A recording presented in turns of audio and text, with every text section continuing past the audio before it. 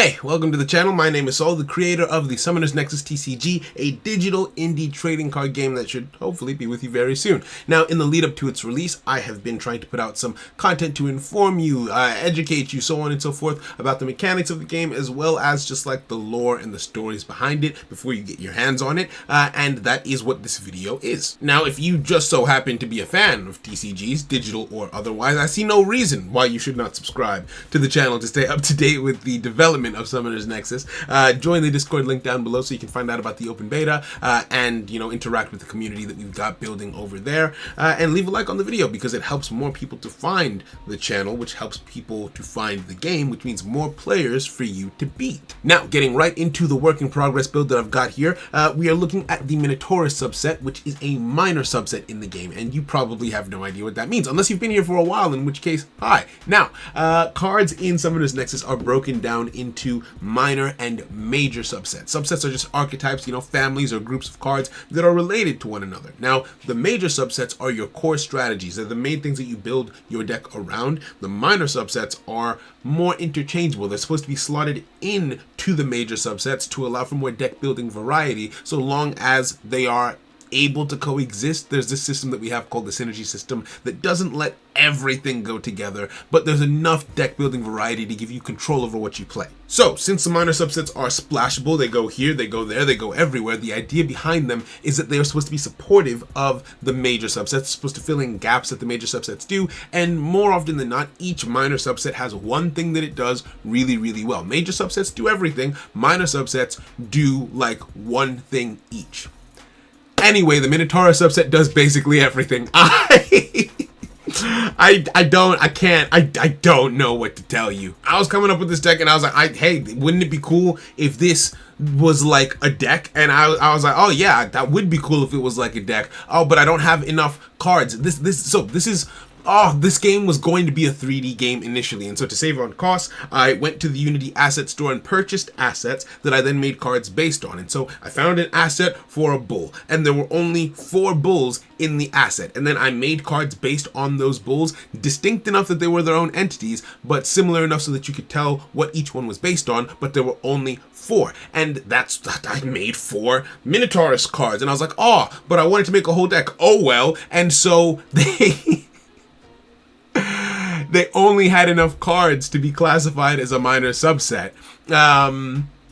But I guess I was just in the mood to do something else. So they do a little bit of everything. But don't worry, because the game is it might be broken, but we'll find out later. So, wasting no more of your time, we have Asterius the Nameless. Now, all of their names have something to do with the lore behind the Minotaur, because I really, really like that story.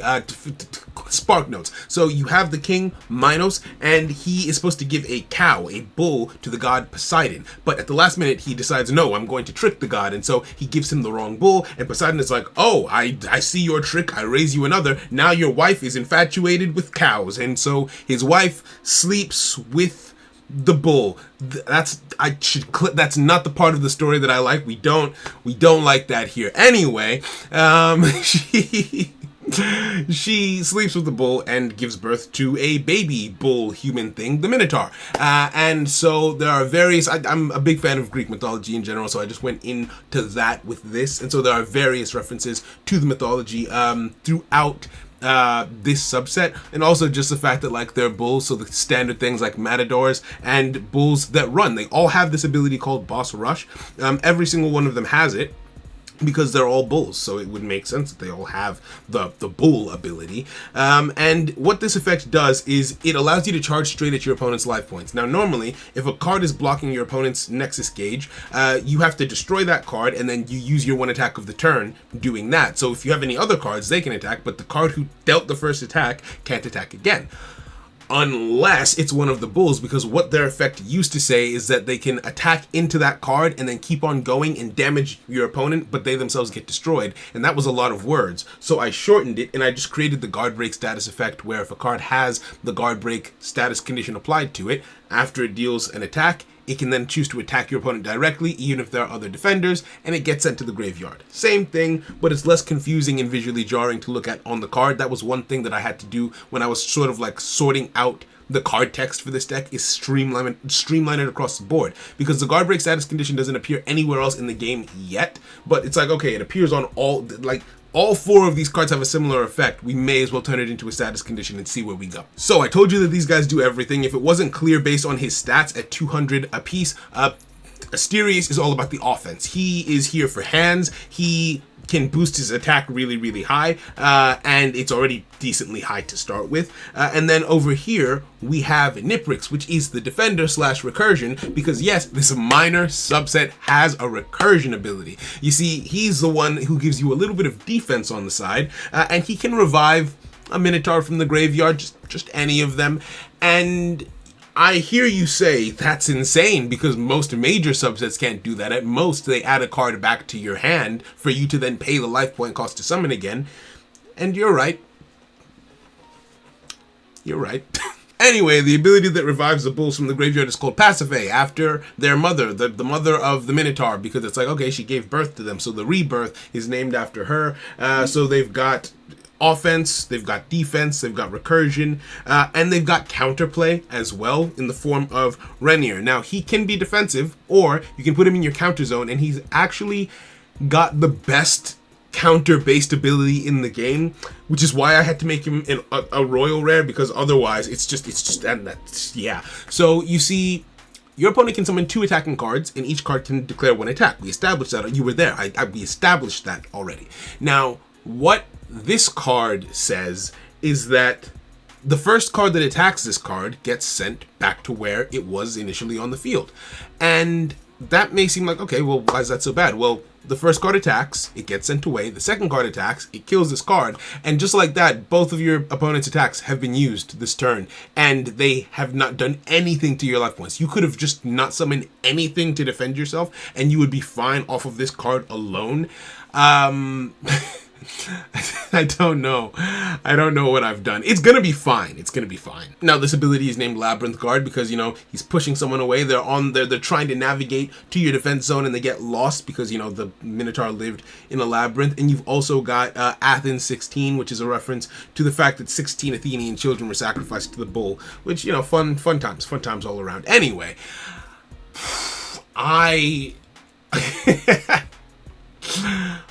I'm so curious to see how well this deck does, because in my mind, if your deck has a specific minor subset that it mixes well with, use that, go with that. But if your deck has the space for it, this is, I think, just the best default minor subset to go with.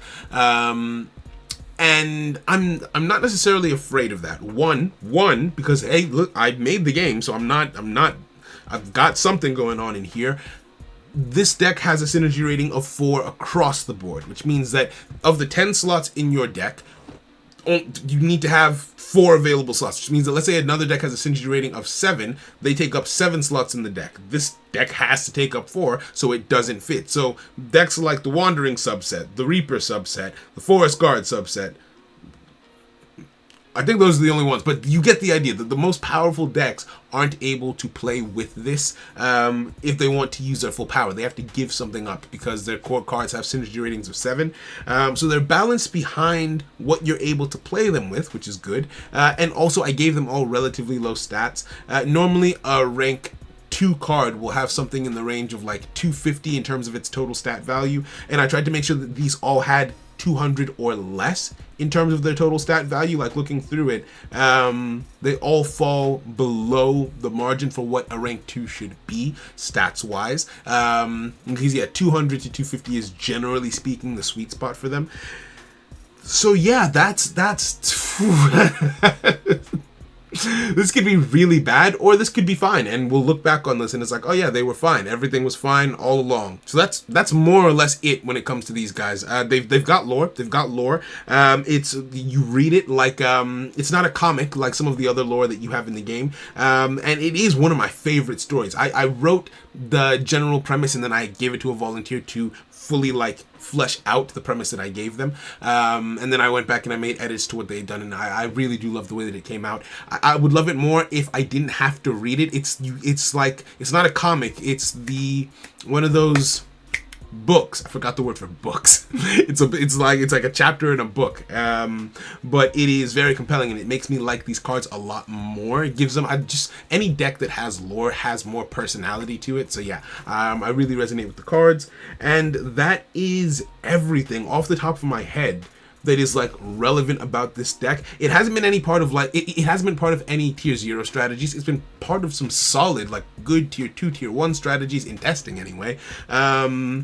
So I have high hopes. It's something that you will need to like keep your eye out for, because you will be seeing it get some play. And especially, you know what? Everything else, he's the one I'm the most afraid of, because I'm afraid that he will be part of like some toxic stall strategies, and that's not how I normally play.